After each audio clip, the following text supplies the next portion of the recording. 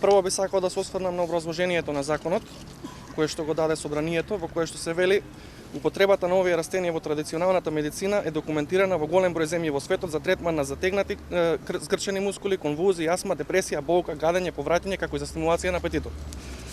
Дале иде до толку што дури во образложението се објаснува за пациенти кои страдаат од болка дека оптималниот сооднос на ТХЦ и ЦБД треба да биде 1:1. Јас седувам, значи, еве ги носам 4 извештаи за болка. Сите 4 се различни. Значи, имам диагноза престезија на кожата, имам диагноза мијалгија, имам диагноза полиневропатија и имам диагноза дископатија.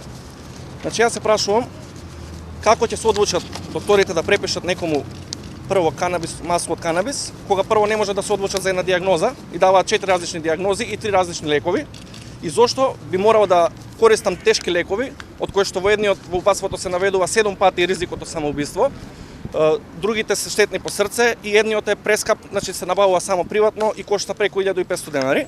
Кога јас, како што наведе еден од советниците од собранието кој што пробува за да види дали е штетно, јас си пробав да видам дали ќе ми помогне и кај мене канабисот помага во мојата ситуација.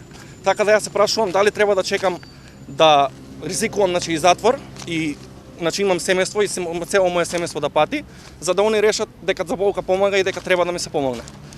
Тоа е моето, значи, обраќање до нив и ме интересира, пошто наведуваат дека студиите за сативек за користење на болка завршуваат 2026.